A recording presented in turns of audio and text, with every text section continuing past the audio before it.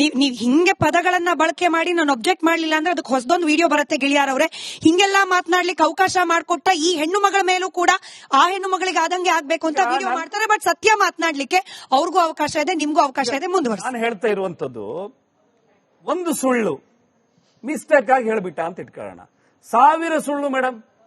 ಕೊಂದವ್ರು ಯಾರು ಅಂತೇಳಿ ಧರ್ಮಸ್ಥಳಕ್ಕೆ ಹೋಗಿ ಇವರು ಡಾನ್ಸ್ ಮಾಡ್ತಾ ಇದಾರಲ್ಲ, ಅಲ್ಲಿ ಹೇಳುವ ಎಲ್ಲರೂ ಕೂಡ ಸುಳ್ಳುಗಾರರೇ, ಸುಳ್ಳು ಬುರುಕರೇ, ಈ ಷಡ್ಯಂತ್ರದ ಪಾಲುದಾರರೇ. ಅವರ ಮುಖ ಕಾಣಿಸದೇ ಇರಬಹುದು, 100ಕ್ಕೆ 100 ಅವರೆಲ್ಲರೂ ಕೂಡ ಇದ್ದಾರೆ. ಹಿಂದೆ ಸೋಮನಾಥ್ ನಾಯ್ಕ ಇದ್ದಾರಲ್ಲಿ ಮೊನ್ನೆ ಫೋಟೋ, ಅವರೆಲ್ಲ ಇದ್ದಾರೆ. ಇವರೆಲ್ಲ ಇದರ ಹಿಂದೆ ಮುಖ್ಯಮಂತ್ರಿಯವರ ಖಾಸಗಿ ಕೋಣೆಯಲ್ಲಿ ಕುಳಿತು ಚರ್ಚೆ ಮಾಡುವವರು ಇದರಲ್ಲಿದ್ದಾರೆ. ಒಂದು ಆಡಿಯೋ ವೈರಲ್ ಆಗಿದೆ, ನಮಗೆ ಮುಖ್ಯಮಂತ್ರಿಗಳ ಜೊತೆ ಡೈರೆಕ್ಟ್ ಕನೆಕ್ಷನ್ ಇದೆ ಅಂತೇಳಿ ಸಿದ್ದರಾಮಯ್ಯ ಅವರು ಇದ್ರ ಬಗ್ಗೆ ಸ್ಪಷ್ಟೀಕರಣವನ್ನು ಕೊಡಬೇಕು ಯಾರು ಅಂತೇಳಿ. ಅಂದರೆ ರಾಧಿಕಾ ಕಾಸರಗೋಡು ಯಾವುದೋ ಒಂದು ಹೆಣ್ಮಗಳು ಹೇಳ್ತಾಳೆ, ನಾವು ಸುಮ್ಮನೆ ಇಲ್ಲ, ನಿಮ್ಗೆ ಅಲ್ಲಿ ಕಳಿಸ್ತೀವಿ ಇಲ್ಲಿ ಕಳಿಸ್ತೀವಿ. ನಮ್ಮ ಜೊತೆ ಇರುವವರಿಗೆ ನೇರವಾಗಿ ಮುಖ್ಯಮಂತ್ರಿಗಳ ಜೊತೆ ಸಂಪರ್ಕ ಇದೆ ಅಂತ ಹೇಳ್ತಾರೆ. ಹಾಗಿದ್ರೆ ಯಾರು? What's wrong in it? ಈಗ ನ್ಯಾಯಕ್ಕೋಸ್ಕರ, ಹೆಣ್ಣು ಮಕ್ಕಳಿಗೆ ನ್ಯಾಯ ಕೊಡಿಸೋಕೋಸ್ಕರ ಮುಖ್ಯಮಂತ್ರಿನೂ ಸಂಪರ್ಕ ಮಾಡಬಹುದು, ಪ್ರಧಾನಮಂತ್ರಿನೂ ಸಂಪರ್ಕ ಮಾಡಬಹುದು. ಸಾಂವಿಧಾನಿಕವಾದಂತಹ ಹುದ್ದೆಯಲ್ಲಿರುವಂತ ನಾಗರತ್ನ ಚೌಧರಿ ಅವರು ರಾಜಕಾರಣಿಯ ಹಾಗೆ ಮಾತಾಡಬಾರದು, ವರ್ತಿಸಬಾರದು. ಬಹಳ ಗಂಭೀರವಾಗಿ ಇದ್ರ ಬಗ್ಗೆ ಸ್ಟೇಟ್ಮೆಂಟ್ ಕೊಡಬೇಕು. ಅವರು ಎಲ್ಲರಿಗೂ ಆ ವ್ಯವಸ್ಥೆಗೆ ಅವರು ಕೇಂದ್ರ ಬಿಂದು ಆಗಿದ್ದಾಗ ಎಲ್ಲರಿಗೂ ಉತ್ತರದಾಯಿಗಳು. ಒಂದು ಪಾರ್ಟಿ ಅಜೆಂಡದ ರೀತಿ ಕೆಲಸ ಮಾಡ್ತಾ ಇದ್ರಲ್ಲಿ ಎಷ್ಟು ಮಟ್ಟಿಗೆ ಸರಿ ಇದು?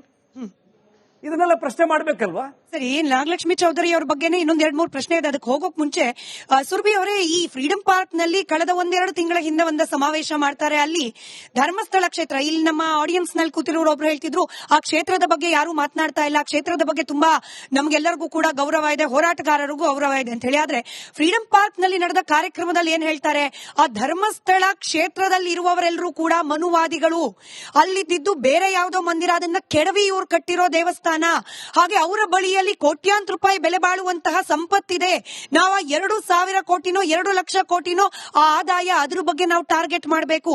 ಇದೆಲ್ಲವೂ ಕೂಡ ಕೇವಲ ಆರೋಪಿ ಸ್ಥಾನದಲ್ಲಿ ನಿಂತಿದ್ರೆ, ಆ ಪ್ರಭಾವಿಗಳಾಗಿದ್ರೆ ಪ್ರಭಾವಿಗಳ ಹೆಸರು ಬಗ್ಗೆ ಮಾತನಾಡಬೇಕಾಗಿತ್ತು. ಆದ್ರೆ ಮಾತನಾಡ್ತಿರೋದು ಧರ್ಮಕ್ಷೇತ್ರದ ಬಗ್ಗೆ.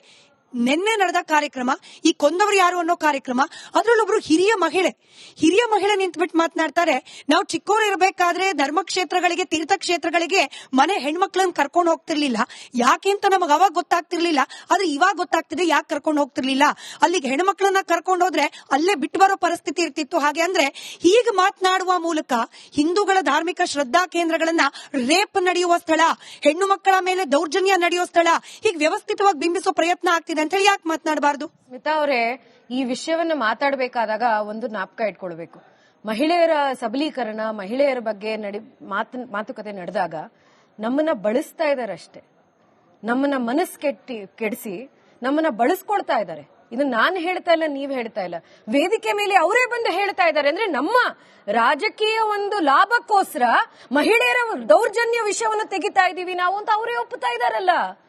ಚಿನ್ನಯ್ಯ ಅವ್ರನ್ನ ನೀವು ಕರ್ಕೊಂಡು ಹೋಗಿ ಎಲ್ಲಾ ಕಡೆ, ಡೆಲ್ಲಿಲಿ ಇರ್ಬೋದು, ತಮಿಳ್ನಾಡಲ್ಲಿ ಇರ್ಬೋದು, ಆ ನಂತರ ಇರೋ ಎಲ್ಲೆಲ್ಲಿ ಡಿಗ್ ಮಾಡಿದ್ರು ಎಲ್ಲಾ ಕಡೆ ಕರ್ಕೊಂಡು ಹೋದ್ರಲ್ಲ, ಅವರ ಹೆಂಡತಿ, ಅವ್ರ ಮಕ್ಕಳು ನಿಮಗೆ ಮಹಿಳೆಯರ ತರ ಅನ್ನಿಸ್ಲಿಲ್ಲ? ಅವ್ರಿಗೆ ನಿಮಗ್ ಬೇಸರ ಆಗ್ಲಿಲ್ವಾ? ಅವ್ರು ಕೂತಿದಾರಲ್ಲ, ಇವಾಗ ದುಡ್ಡಿಲ್ಲ, ಏನು ಇಲ್ಲ, ಸಮಸ್ಯೆಯಲ್ಲಿ ಕೂತಿದಾರಲ್ಲ, ಅವ್ರ ಬಗ್ಗೆ ನಿಮ್ಗೇನು ಕಾಳಜಿ ಇಲ್ವಾ? ಅಥವಾ ಬರೀ ಈ ಒಂದು ಕ್ಷೇತ್ರದಲ್ಲಿ ಮಾತ್ರ ನಡೆದಿದೆ ಮಹಿಳೆಯರ ವಿರುದ್ಧ ದೌರ್ಜನ್ಯ ಅಂತ ಹೇಳ್ತಾ ಇರುವಂತಹ ಒಂದು ಭ್ರಮೆಯನ್ನು ಸೃಷ್ಟಿಸುತ್ತಿರುವ ಈ ಒಂದು ಗ್ಯಾಂಗ್ಗೆ ಬೇರೆ ಯಾವ ಮಹಿಳೆಯರ ಹಿಂಸೆನೂ ಕಾಣಿಸ್ತಿಲ್ವಾ? ಈ ಒಂದು ಪ್ರಶ್ನೆ ಪ್ರತಿ ಸರಿನೂ ಬರುತ್ತೆ. ಇಲ್ಲಿ ಮಾತ್ರ ಅಲ್ಲ, ಈ ವೇದಿಕೆಯಲ್ಲಿ ಮಾತ್ರ ಅಲ್ಲ, ಎಲ್ಲಾ ಕಡೆ ಈ ವಿಷಯವನ್ನ ಮಾತಾಡಿದಾಗ ಆ ಒಂದು ಹೆಣ್ಣುಮಗಳು ಸೌಜನ್ಯ ಬಗ್ಗೆ ತೆಗಿತಾರೆ. ಅವಳಿಲ್ಲ ಇವತ್ತು, ಅವಳ ಕಥೆಯನ್ನ ಹೇಳ್ಕೊಡೋದಕ್ಕೆ ಅವರ ಮನೆಯವ್ರಿಗೂ ಒಂದು ಸಾಕಾಗಿರುವಂತಹ ಪರಿಸ್ಥಿತಿಲಿ ಇದ್ದಾರೆ. ನಾವು ಒಂದು ರಾಜಕೀಯ ಪಕ್ಷವಾಗಿ, ಪ್ರತಿಪಕ್ಷವಾಗಿ ಸೌಜನ್ಯ ಮನೆಗೆ ಹೋಗಿ ನಾವು ನಮ್ಮ ಕರ್ತವ್ಯನ ಮಾಡಿ ನಿಮಗೇನು ಸಹಾಯ ಬೇಕೋ ನಾವು ಮಾಡೋದಕ್ಕೆ ರೆಡಿ ಇದೀವಿ ಅಂತ. ಆದ್ರೆ ಇಲ್ಲಿ ತಪ್ಪು ಎಲ್ಲ ಆಗ್ತಿರೋದು, ಸೌಜನ್ಯ ಬಗ್ಗೆ ಮಾತಾಡ್ಲಿಲ್ಲ ಅಂದ್ರೆ ಧರ್ಮಸ್ಥಳದಲ್ಲಿ ನಡೀತಿರುವಂತಹ ಈ ಷಡ್ಯಂತ್ರ ಬಗ್ಗೆ ನಿಮಗೆ 100% ಅದಕ್ಕೆ ಲಿಂಕ್ ಇದೆಯಾ? ಸೌಜನ್ಯ ಕೇಸಿನಲ್ಲಿ ನಡೆದಿರೋದೇನು ವಸಂತಣ್ಣ ಇನ್ನೂ ಡೀಟೇಲ್ ಆಗಿ ಹೇಳಕ್ ಸಾಧ್ಯ ಇದೆ. ಅಲ್ಲಿ ನಡೆದಿರೋದೇನು, ಮುಂದಿನ ಆಪ್ಷನ್ಸ್ ಇರೋದೇನು ಲೀಗಲ್ ಆಗಿ, ಅದನ್ನ ತಗೊಳ್ಬೇಕಾಗಿರೋಂಥವ್ರು ಯಾರು? ನೀವು ಒಂದು ನಮಗ್ ಬೇಸರ ಆಗ್ಬೇಕಾಗಿರೋಂಥದ್ದು ಇದು. ನಾನು ಹೀಗೇನೆ ಹೇಳ್ಕೊಂಡು ಹೋದ್ರೆ ಇನ್ನೊಂದು ವಿಷಯ ಮಾತಾಡ್ಬೇಕಾದಾಗ ಇಲ್ಲಿ ಬೆಂಗಳೂರು ನಡೆದ ಮಂಜುಳಾ ಶೆಟ್ಟಿ ಅವ್ರ ಕೇಸ್ ಬಗ್ಗೆ ಮಾತಾಡ್ಲಾ, ನೀವ್ ಯಾಕೆ ಅವ್ರ ಬಗ್ಗೆ ಮಾತಾಡ್ತಿಲ್ಲ? ಅದು ಕೋಲ್ಡ್ ಕೇಸೇ ಆಗಿದ್ದು. ಆರೋಪಿಗಳು ಸಿಕ್ಲಿಲ್ಲ. ಅಥವಾ ಬಹಳಷ್ಟು ಈ ತರ ಕೇಸಸ್ ಇದೆ. ಒಂದು ಕ್ರೈಮ್ ಸೀರೀಸ್ ಮಾಡಿದ್ದಾರೆ ಕೋಲ್ಡ್ ಕೇಸಸ್ ಬಗ್ಗೆ.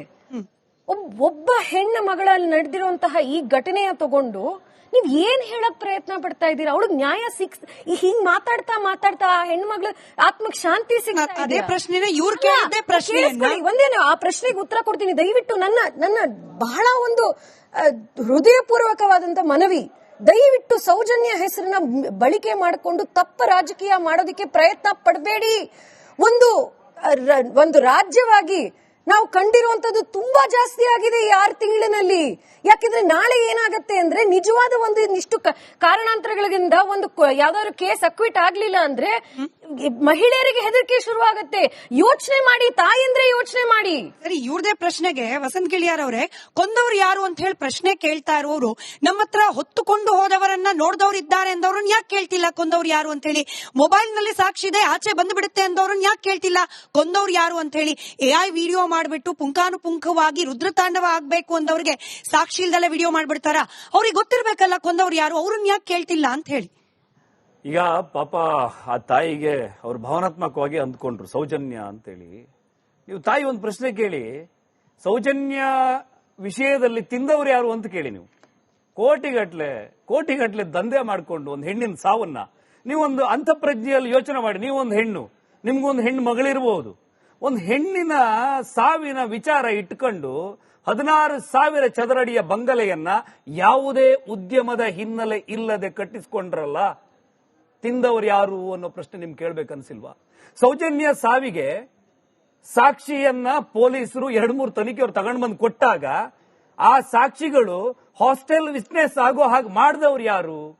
ಈಗ ಪುನಃ ನೀವು ಚಾಲೆಂಜ್ ಹಾಕಿ, ಸೌಜನ್ಯ ಪ್ರಕರಣ ರೀಟ್ರಯಲ್ ಆಗ್ಲಿ. ಬಹುಶಃ ಭಾರತದಲ್ಲಿ ಇವತ್ತಿನ ತನಕ ಆಗ್ಲಿಲ್ಲ, ಯಾವ ಪ್ರಕರಣವೂ ಕೂಡ ರೀಟ್ರಯಲ್ ಆಗ್ಲಿಲ್ಲ. ರೀಟ್ರಯಲ್ ಆದ್ರೆ ಇವರೆಲ್ಲರೂ ಒಳಗೆ ಹೋಗ್ತಾರೆ. ಯಾರು? ಸೌಜನ್ಯಳ ಕುಟುಂಬದವರು ಸಮೇತ. ಯಾಕೆ ಹೇಳಿ? ಸಾಕ್ಷಿಯನ್ನ ವಂಚಿಸಿದ್ರು ಕೋರ್ಟಿಗೆ. ಚಾರ್ಜ್ ಶೀಟ್ ಆಗುವಾಗ ಇವರು ಸಾಕ್ಷಿ ಕೊಟ್ಟಿದ್ರು, ಮೌಖಿಕವಾಗಿ ಹೇಳಿದ್ರು. ಕೋರ್ಟ್ ಅಲ್ಲಿ ತಿರುಗಿ ಉಲ್ಟಾ ಸಾಕ್ಷಿ ನುಡಿತಾರೆ. ಇದು ತಪ್ಪಲ್ವಾ? ತನ್ನದೇ ವಂಶದ, ತನ್ನದೇ ಕುಟುಂಬದ, ತನ್ನದೇ ಕರುಳ ಕುಡಿಗೆ ಮಾಡಿದ ವಂಚನೆ ಅಂತ ನಿಮ್ಗೆ ಅನ್ಸಲ್ವಾ? ಸೌಜನ್ಯ ನೆಪ ಮಾತ್ರ. ಇದು ನೀವು ಬೇರೆ ಕಡೆ ಬಂದು ನೋಡಿ, ನಿಮ್ಗೆ ಹೇಳ್ತೀನಿ. ನೀವು ನೋಡಿ ತಾಯಿ, ನಿಮಗೆ ಯಾವುದೇ ಅಜೆಂಡಾ ಇಲ್ಲದಿದ್ದಲ್ಲಿ, ಯಾವುದೇ ಸಿದ್ಧಾಂತದ ಅಮಲು ನಿಮಗೆ ಇಲ್ಲದೆ ಇದ್ದಲ್ಲಿ, ಒಬ್ಬ ಹೆಣ್ಣಾಗಿ ನೀವು ಪ್ರಶ್ನೆ ಕೇಳ್ತಾ ಇರೋದಾದ್ರೆ 1 ದಿವಸ ನಿಮಗೆ ಇದ್ರ ಬಗ್ಗೆ ಪಿನ್ ಟು ಪಿನ್ ಡೀಟೇಲ್ ಕೊಡ್ತೀನಿ. ನಿಮ್ಮಲ್ಲಿ ಯಾವುದೋ ಒಂದು ಸಿದ್ಧಾಂತದ ಅಮಲಿದ್ರೆ ನಮಗೂ ನಿಮಗೂ ಮಾತುಕತೆ ಇಲ್ಲ. ನೋಡಿ, ಸೌಜನ್ಯ ಹೆಸರಲ್ಲಿ ದಂಧೆ ನಡೀತಾ ಇದೆ. ಸೌಜನ್ಯ ಹೆಸರಲ್ಲಿ ಟಾರ್ಗೆಟ್ ಹಿಂದೂ ಟೆಂಪಲ್ ಆಗ್ತಾ ಇದೆ. ಇದು ಟೆಂಪಲ್ ಟೆರರಿಸಂನ ಭಾಗ.